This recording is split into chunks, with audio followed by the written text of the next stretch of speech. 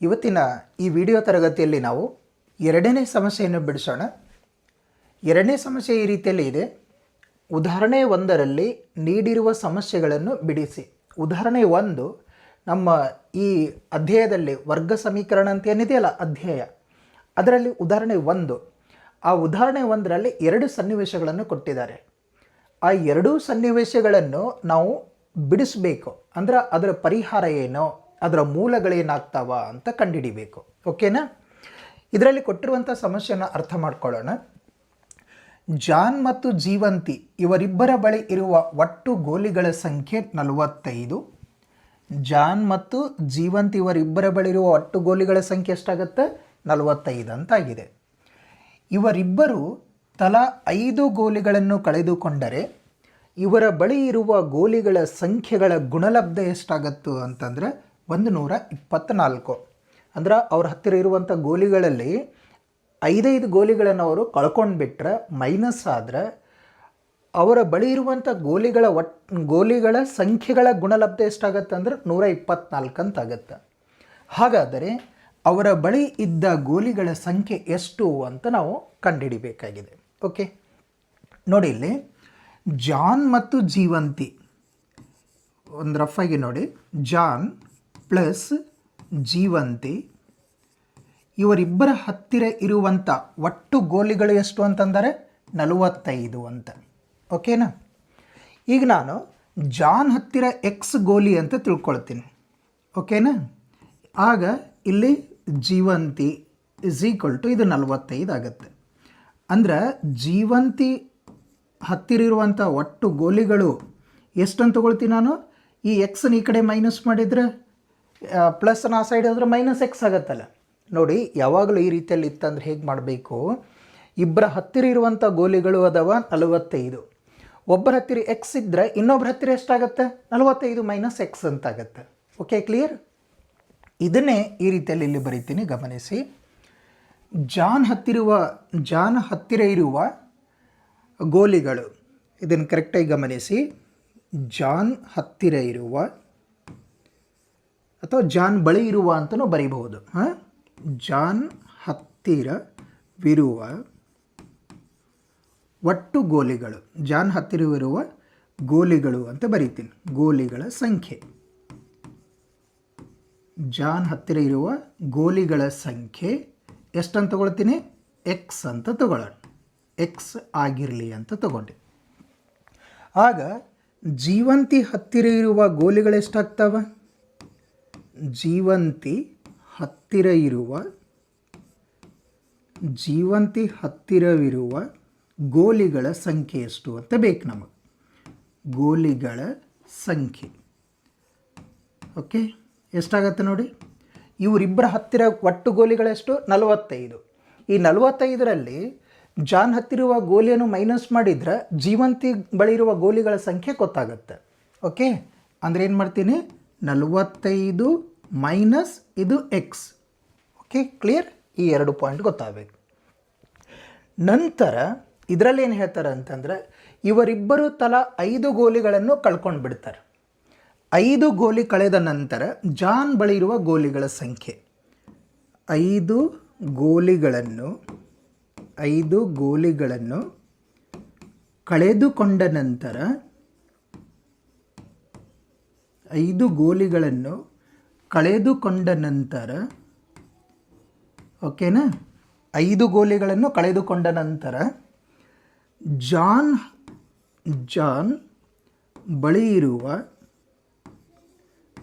ಬಳಿ ಇರುವ ಗೋಲಿಗಳ ಸಂಖ್ಯೆ ಎಷ್ಟಾಗತ್ತೆ ಹೇಳ್ಬೋದಾ? ನೋಡು, ಮೊದಲು ಎಷ್ಟಿದ್ದು? ಜಾನ್ ಹತ್ತಿರ ಎಕ್ಸ್ ಗೋಲಿ ಇದ್ದು, ಅದರಲ್ಲಿ 5 ಗೋಲಿಗಳನ್ನು ಮೈನಸ್ ಆಗಿಬಿಡುತ್ತೆ. ಅಂದರೆ 5 ಗೋಲಿಗಳನ್ನು ಕಳ್ಕೊಂಡು ಬಿಡ್ತಾನೆ. 5 ಗೋಲಿಗಳನ್ನು ಕಳ್ಕೊಂಡು ಬಿಡ್ತಾನೆ ಅಂತಂದ್ರೆ ಅವನು ಮೊದಲು ಹತ್ತಿರ ಎಷ್ಟಿತ್ತು? ಎಕ್ಸ್ ಇತ್ತು. ಇದ್ರಾಗ 5 ಕಳ್ಕೊಂಡು ಬಿಡ್ತಾನೆ, ಮೈನಸ್ ಆಗುತ್ತಂತೆ. ಈಗ 5 ಗೋಲಿಗಳನ್ನು ಕಳೆದುಕೊಂಡ ನಂತರ ಜೀವಂತಿ ಬಳಿ ಇರುವ ಗೋಲಿಗಳ ಸಂಖ್ಯೆ ಎಷ್ಟಾಗತ್ತೆ ನೋಡಿ. ಜೀವಂತಿ ಬಳಿ ಇರುವ ಗೋಲಿಗಳ ಸಂಖ್ಯೆ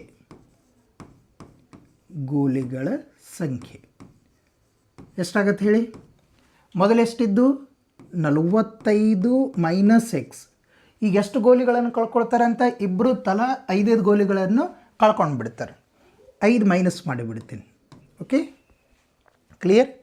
ಈಗ ನೋಡಿ 45 ಮೈನಸ್ 5 ಅಂತಂದರೆ 45 ಮೈನಸ್ ಎಕ್ಸ್ ಅಂತ ಆಗುತ್ತೆ. ಸರಿ, ಅರ್ಥ ಆಯಿತು ಅಂತ ತಿಳ್ಕೊಳ್ತೀನಿ.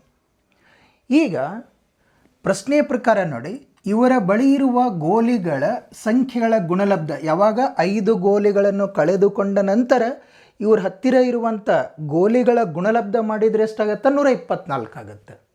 ಹಾಗಾದರೆ ಅವರ ಹತ್ತಿರ ಇರುವಂಥ ಅವರ ಬಳಿ ಇದ್ದ ಗೋಲಿಗಳ ಸಂಖ್ಯೆ ಎಷ್ಟು ಅಂತ ಕಂಡುಹಿಡಿಬೇಕು. ಓಕೆ ನೋಡಿ, ಪ್ರಶ್ನೆಯ ಪ್ರಕಾರ ತಗೊಳ್ಳೋಣ. ನಾವಿಲ್ಲಿ ಪ್ರಶ್ನೆಯ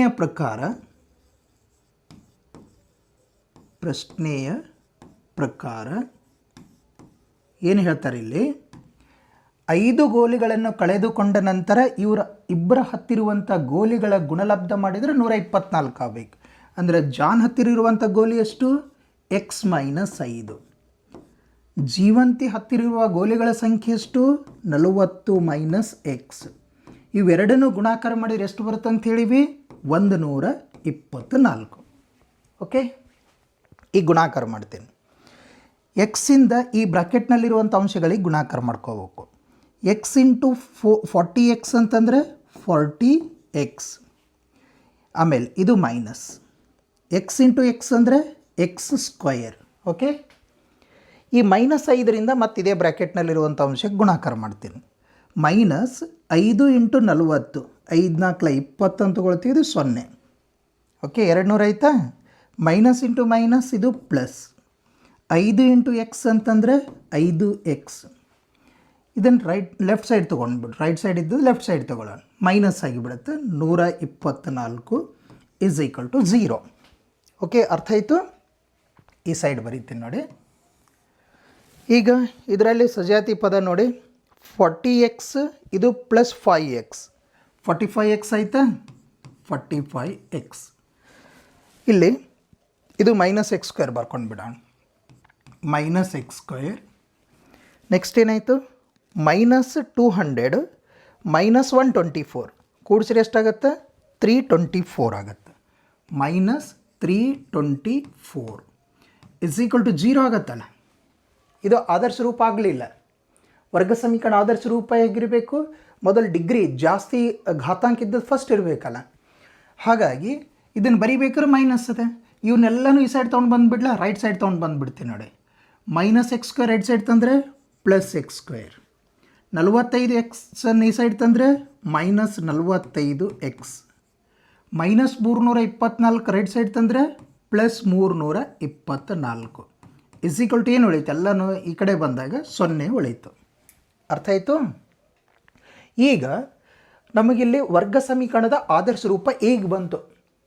ಇದನ್ನು ಅಪವರ್ತನ ವಿಧಾನದ ಮೂಲಕ ಬಿಡಿಸಬೇಕಾಗಿದೆ. ನಾವು ಅಪವರ್ತನ ವಿಧಾನ ಮೂಲಕ ಬಿಡಿಸ್ಬೇಕಂದ್ರೆ ಹೇಳಿದ್ದೀವಲ್ಲ, ಇದ್ರ ಮೊದಲನೇ ಪದ ಕೊನೆಯ ಪದನೂ ಗುಣಾಕಾರ ಮಾಡಬೇಕಂತ ಹೇಳಿನೇ. ಇಲ್ಲಿ ನೋಡಿ 1 ಅಂದರೆ 1x ಸ್ಕ್ವೇರ್ ಇದೆ. ಆಮೇಲೆ ಇದು 324 ಗುಣಾಕಾರ ಮಾಡಿಬಿಡ್ತೀನಿ. 324 ಆಯಿತು. ಇದನ್ನು ಅಪವರ್ತಿಸ್ತೀನಿ. ಅಪವರ್ತನ ಮಾಡೋಣ. ಮೊದಲ 2ರಿಂದ ಹೋಗುತ್ತಲ್ಲ, 2 1 2, 2 6 12, 2 2 4, ಮತ್ತು 2 8 16, 2 1 2, ಮತ್ತು 3ರಿಂದ ಹೋಗುತ್ತೆ 3 2 6, 3 7 21, 3 9 27, 3 3 9, 3 1 3 ಇಷ್ಟಾಗತ್ತೆ. ನನಗೆ ಬೇಕಾಗಿದೆ 2 ಅಪವರ್ತನ ಬೇಕು. ಅವು 2 ಅಪವರ್ತನ ಹೇಗಿರಬೇಕು ಅಂತಂದರೆ, ಕೂಡಿಸಿರ ಅಥವಾ ಕಳೆದ್ರೆ ಮಧ್ಯದ ಪದ ಬರಬೇಕು. ಯಾಕಂದ್ರೆ ಅಪವರ್ತನ ಮಾಡ್ಬೇಕಾದ್ರೆ ಮಧ್ಯದ ಪದನ ಸ್ಪ್ಲಿಟ್ ಮಾಡ್ಬೇಕಂತ ಹೇಳಿವಲ್ಲ ನಾವು. ಇದನ್ನು ಸ್ಪ್ಲಿಟ್ ಮಾಡಬೇಕು, 45 ಬರಬೇಕು. ಅದಕ್ಕೆ ಹೀಗಾಗತ್ತೆ, ಬರ್ತೇನೆ ಎಷ್ಟಾಗತ್ತೆ? ಕೂಡಿಸಿರ 45 ಬರಬೇಕು ನೋಡು. 2 2 4, 4 3 12, 4 3 12 ಐತೆ ಇದು. ಆಮೇಲೆ 3 3 9, 9 3 27, 27 1 12 ಎಷ್ಟಾಗತ್ತಿದು? ಆಗಲ್ಲಲ್ಲ. 2 2 4, 4 3 12, 3 3 9, 9 3 27 ಆಗಲ್ಲ. ಮತ್ತೊಂದು ಟ್ರೈ ಮಾಡಿ ಇದನ್ನು. ಎಷ್ಟಾಗತ್ತೆ? ಹೀಗೆ ಮಾಡ್ಬೋದಾ? 2 2 4, 4 3 12, 12 ಮೂರಲೆ 36, 3 ಮೂರಲೆ 9. ಎಷ್ಟಾಗತ್ತೆ? ಎರಡು ಚಿಹ್ನೆ ಸೇಮ್ ತೊಗೊಂಡ್ರೆ ಕೂಡಿಸಿರ್ನೂ ಬರುತ್ತಿದೆ. ಎಷ್ಟಾಗತ್ತಿದು? 45 ಬರುತ್ತಲ್ಲ. ಓಕೆ, 45 ಬರುತ್ತಲ್ಲ, 45. ಅಂದ್ರೆ ಅಪವರ್ತನ ಏನಾಗಬೇಕು ನಮ್ಗೆ? 36 ಮತ್ತು 9 ಆಗಬೇಕು. 36, 9. 36ರಲ್ಲಿ 9 ಕೂಡಿಸಿ 45 ಆಗತ್ತಲ್ಲ. ಕೂಡಿಸ್ಬೇಕಂದ್ರೆ ಇವೆರಡು ಚಿಹ್ನೆ ಸೇಮ್ ಇರಬೇಕು. ನೋಡಿ, ಇದನ್ನು ಹೀಗೆ ಬರ್ಕೊಳ್ತೀನಿ ನೋಡು. ಎಕ್ಸ್ ಸ್ಕ್ವಯರ್ 45 ಎಕ್ಸನ್ನು ಸ್ಪ್ಲಿಟ್ ಮಾಡಿದರೆ 36x ಮೈನಸ್ 9x ಪ್ಲಸ್ ಇದು 324 ಇಸ್ ಈಕ್ವಲ್ ಟು 0. ಓಕೆ, ಇದನ್ನು ಗುಂಪು ಮಾಡಿಬಿಡೋಣ. ಕಾಮನ್ ಏನದ ನೋಡಿ, ಇದರಲ್ಲಿ ಎಕ್ಸ್ ಕಾಮನ್ ಇದೆ. ಎಕ್ಸ್ ಸ್ಕ್ವೇರ್ನಲ್ಲಿ ಎಕ್ಸ್ ಕಾಮನ್ ಅಂದರೆ ಎಕ್ಸ್ ಉಳೀತು, ಮೈನಸ್ ಎಕ್ಸ್ ಕಾಮನ್ ತೊಗೊಂಡು ಅಂದರೆ 36 ಆಯಿತು, ಮೈನಸ್ ಇದು 9 ಕಾಮನ್ ತೊಗೊಳ್ಳೋಣ. ಇಲ್ಲಿ ಎಕ್ಸ್ ಆಯಿತು, ಇದು ಇದು 324ಕ್ಕೂ ಮೈನಸ್ 9ರಿಂದ ಭಾಗಿಸಿ ಬಿಡೋಣ. ಕಾಮನ್ ಅಂದರೆ ಭಾಗಿಸೋದೇ ಅಲ್ಲ. ಆಗ ಎಷ್ಟಾಗತ್ತಿದು? 36 ಆಗಿಬಿಡುತ್ತೆ. ಓಕೆ, ಈಗ ನೋಡಿ ಬ್ರ್ಯಾಕೆಟ್ನಲ್ಲಿ x minus 36 x minus 36 same ಇದೆಯಲ್ಲ, ಅದಕ್ಕೆ ಎಕ್ಸ್ ಮೈನಸ್ 36 ಕಾಮನ್ ತೊಗೊಂಡ್ಬಿಡ್ತೀನಿ. ಈಗೇನು ಉಳಿತು? X minus 9, x minus 9 is equal to 0. ಈಗ ಇವೆರಡು ಅಪವರ್ತನ ಅದು. ಇದರ ಮೂಲ ಕಂಡುಹಿಡಿಬೇಕು ಅಂತಂದರೆ ಎರಡಕ್ಕೂ 0 ಅನ್ವಯ ಮಾಡೋಣ. X minus 36 is equal to 0 or x minus 9 is equal to 0. ಈ x is equal to minus 36 ಈ ಕಡೆ ತಂದರೆ ಪ್ಲಸ್ 36 ಆಯಿತು, ಸರಿನಾ? ಇನ್ನೊಂದು x is equal to minus 9 right side ತಂದರೆ ಪ್ಲಸ್ 9 ಆಯಿತು. ಈಗೇನು ಹೇಳ್ಬೋದು ನಾವು? ಜಾನ್ ಹತ್ತಿರ ಇರುವ ಗೋಲಿಗಳ ಸಂಖ್ಯೆ ಎಕ್ಸ್ ಅಂತಂದೀವಿ. ಇಲ್ಲ, ಎಕ್ಸ್ ಅಂದರೆ ಇದು ತೊಗೊಳ್ಬೋದು 36, ಎಕ್ಸ್ ಅಂತಂದರೆ 36. ಆಗ ಜೀವಂತಿ ಹತ್ತಿರ ಇರುವಂಥ ಗೋಲಿಗಳ ಸಂಖ್ಯೆ 9 ಆಗುತ್ತೆ. 36 9 ಕೂಡಿಸಿ 45 ಆಗುತ್ತಲ್ಲ. ಓಕೆನಾ? ಕ್ಲಿಯರ್? ಒಂದು ವೇಳೆ ಜಾನ್ ಹತ್ತಿರ 9 ಗೋಲಿಗಳಿದ್ದು ಅಂದರೆ ಜೀವಂತಿ ಹತ್ತಿರ 36 ಆಗ್ತಾವೆ. ಈ ರೀತಿಯಲ್ಲಿ ಬರೀತೀವಿ. ಎರಡೂ ಪಾಸಿಟಿವ್ನಲ್ಲಿ ಅದಾವೆ. ದೇರ್ಫೋರ್ ಏನಂತ ಬರೀತೀರಿ? ಜಾನ್ ಇರುವ ಗೋಲಿಗಳ ಸಂಖ್ಯೆ 36 ಅಂತ ಬರೀರಿ. ಜೀವಂತಿ ಹತ್ತಿರುವ ಗೋಲಿಗಳ ಸಂಖ್ಯೆ 9 ಅಂದರೆ 45ರಲ್ಲಿ 36 ಕಳೆದೀವಿ ಅಂತಂದ್ರೆ 9 ಉಳಿದಿರುತ್ತೆ. ಇದನ್ನಿಷ್ಟು ಬರೆದುಬಿಡಿ. Okay, clear? ನೆಕ್ಸ್ಟ್ ಇದರಲ್ಲಿ ನಾವು ಎರಡನೇ ಲೆಕ್ಕವನ್ನು ನೋಡೋಣ. ಎರಡನೇ ಸಮಸ್ಯೆ, ಒಂದು ಗುಡಿ ಕೈಗಾರಿಕೆಯು, ಇಂಪಾರ್ಟೆಂಟ್ ನೋಡಿ ಇದು, ಒಂದು ಗುಡಿ ಕೈಗಾರಿಕೆಯು ಒಂದು ದಿನದಲ್ಲಿ ನಿರ್ದಿಷ್ಟ ಸಂಖ್ಯೆಯ ಆಟಿಕೆಗಳನ್ನು ತಯಾರಿಸುತ್ತದೆ. ಓಕೆ, ಪ್ರತಿ ಆಟಿಕೆಯ ಉತ್ಪಾದನಾ ವೆಚ್ಚವು, ಅದು ರೂಪಾಯಿಗಳಲ್ಲಿ ಕೊಟ್ಟಾರ ನೋಡಿ, ಪ್ರತಿ ಆಟಿಕೆಯ ಉತ್ಪಾದನಾ ವೆಚ್ಚ ಎಷ್ಟಾಗತ್ತೆ ಅಂತಂದರೆ 55ರಿಂದ ಒಂದು ದಿನದಲ್ಲಿ ಉತ್ಪಾದಿಸಿದ ಆಟಿಕೆಗಳ ಸಂಖ್ಯೆ ಹಿಂಗಾಗಬೇಕಲ್ಲ, ಇದು ಆಟಿಕೆಗಳ ಸಂಖ್ಯೆಯನ್ನು ಕಳೆದಷ್ಟಕ್ಕೆ ಸಮನಾಗಿರುತ್ತದೆ. ಓಕೆ, ಒಂದು ನಿರ್ದಿಷ್ಟ ದಿನದಲ್ಲಿ ಆಟಿಕೆಗಳ ಒಟ್ಟು ಉತ್ಪಾದನಾ ವೆಚ್ಚವು ರೂಪಾಯಿ 750 ಆಗಿದ್ದರೆ ಆ ದಿನ ಉತ್ಪಾದಿಸಿದ ಆಟಿಕೆಗಳ ಸಂಖ್ಯೆಯನ್ನು ಕಂಡುಹಿಡಿಯಿರಿ ಅಂಥೇಳಿ ಇದೆ. ಓಕೆ, ಮಾಡೋಣ ಇದನ್ನು. ಒಂದು ಗುಡಿ ಕೈಗಾರಿಕೆಯದ್ದೇ ಕೊಟ್ಟಿದ್ದಾರಲ್ಲ, ಒಂದು ದಿನದಲ್ಲಿ, ಒಂದು ನಿರ್ದಿಷ್ಟ ದಿನದಲ್ಲಿ ಅಂದರೆ ಆ ದಿನದಲ್ಲಿ ತಯಾರಿಸಿದ ಆಟಿಕೆಗಳ ಸಂಖ್ಯೆ ಎಕ್ಸ್ ಆಗಿರಲಿ ಅಂತ ಬರ್ಕೊಳ್ಳೋಣ. ಆ ದಿನದಲ್ಲಿ ಉತ್ಪಾದಿಸಿದ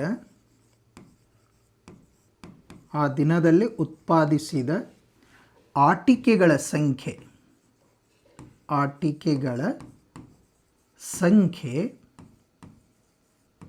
ಎಕ್ಸ್ ಅಂತ ತಗೊಳ್ಳೋಣ.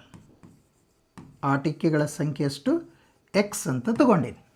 ಓಕೆ, ಆ ದಿನದಲ್ಲಿ ಉತ್ಪಾದಿಸಿದ ಅಥವಾ ಆ ದಿನ ಅಂತ ಬರೆದೇನು, ಆ ದಿನ ಉತ್ಪಾದಿಸಿದ ಆಟಿಕೆಗಳ ಸಂಖ್ಯೆ ಎಕ್ಸ್ ಆಗಿರಲಿ ಅಂತ ಬರೆದೀನಿ.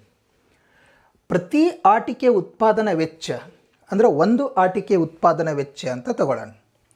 ಒಂದು ಆಟಿಕೆಯ ನೋಡಿ, ಒಂದು ಆಟಿಕೆಯ ಪ್ರಶ್ನೆ ಕರೆಕ್ಟಾಗಿ ಅರ್ಥ ಮಾಡಿಕೊಂಡ್ರೆ ಈಸಿಯಾಗಿ ನಾವು ಸಿಂಪ್ಲಿಫೈ ಮಾಡ್ಬೋದು. ಪ್ರತಿ ಆಟಿಕೆಯ ಅಥವಾ ಒಂದು ಆಟಿಕೆಯ ಉತ್ಪಾದನಾ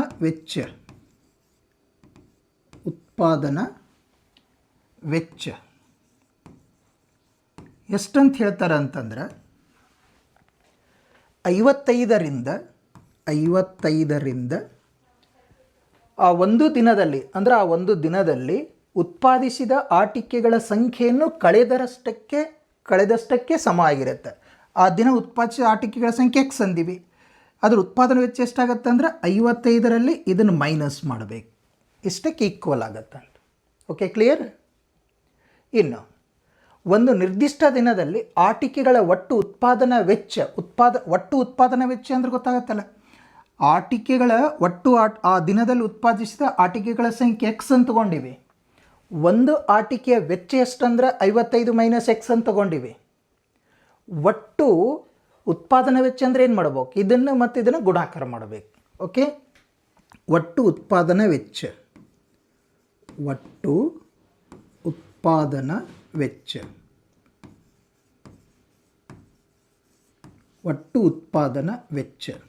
ಎಷ್ಟು ಹೇಳ್ಯಾರ ನಮಗೆ? ಒಟ್ಟು ಉತ್ಪಾದನಾ ವೆಚ್ಚ ಇದು ಕೊಟ್ಟಿದ್ದಾಯಿತು. ಈ ಉತ್ಪಾದನಾ ವೆಚ್ಚ ಕಂಡುಹಿಡಿಬೇಕು ಅಂತಂದ್ರೆ ಆಟಿಕೆಗಳ ಸಂಖ್ಯೆ ಮತ್ತು ಉತ್ಪಾದನಾ ವೆಚ್ಚವನ್ನು ಗುಣಾಕಾರ ಮಾಡಬೇಕು. ಅಂದರೆ ಇದು ಎಕ್ಸ್ ಅಂತಿದೆ, ಇದು 55 ಮೈನಸ್ ಎಕ್ಸ್ ಅಂತಾಗುತ್ತೆ. ಓಕೆ, ಒಟ್ಟು ಉತ್ಪಾದನಾ ವೆಚ್ಚ ನಮಗೆ ಇದರಲ್ಲಿ ಕೊಟ್ಟಿದ್ದಾರೆ 750 ರೂಪಾಯಿ. 750 ಹೀಗೆ ಬರ್ಕೊಳ್ಳೋಣ. ಒಟ್ಟು ಉತ್ಪಾದನಾ ವೆಚ್ಚ ಬರೆದಿದ್ದು ಇದನ್ನು ಎಕ್ಸಿಂದ ಗುಣಾಕಾರ ಮಾಡ್ತೀನಿ. ಎಕ್ಸ್ ಇಂಟು 55 ಅಂತಂದರೆ 55 x minus x into x ಅಂದರೆ ಎಕ್ಸ್ ಸ್ಕ್ವಯರ್. ಇದನ್ನು ಲೆಫ್ಟ್ ಸೈಡ್ ತೊಗೊಂಡು ಬಂದುಬಿಡ್ಲಿ. ನೋಡಿ, ಇದು 750 ಲೆಫ್ಟ್ ಸೈಡ್ ತಂದರೆ ಮೈನಸ್ 55 ಎಕ್ಸ್, ಈ ಕಡೆ ಬಂದರೆ plus x square is equal to 0. ಇದು ಆದರ್ಶ ರೂಪಕ್ಕೆ ಬರಲಿಲ್ಲ. ಇನ್ನು ಆದರ್ಶ ರೂಪ ಬರೀಲಿ ಅಂದರೆ ಫಸ್ಟ್ ಡಿಗ್ರಿ ಜಾಸ್ತಿ ಇದ್ದದ್ದು ಬರೀತೀನಿ, ಆಮೇಲೆ ಇಳಿಕೆ ಕ್ರಮದಲ್ಲಿರುವಂಥ ಡಿಗ್ರಿ ಇದ್ದದ್ದು ಬರೀತೀನಿ, ಅಂದರೆ ಘಾತಾಂಕ 1 ಇದ್ದದ್ದು, ನಂತರ ಇದು 750 ಇಲ್ಲಿ ಬರ್ದೇನೆ. ಈಗ ಆದರ್ಶ ರೂಪಕ್ಕೆ ಬಂತಿದ್ದು ಸಮೀಕರಣ. ಇದನ್ನು ನಾವು ಬಿಡಿಸಬೇಕು ಅಪವರ್ತನ ವಿಧಾನದ ಮೂಲಕ. ಆಮೇಲೆ ಮಧ್ಯದ ಪದವನ್ನು ಸ್ಪ್ಲಿಟ್ ಮಾಡಬೇಕಾಗತ್ತೆ. ಇಲ್ಲಿ ನೋಡಿ ಹೇಗೆ ಮಾಡ್ತೀನಿ.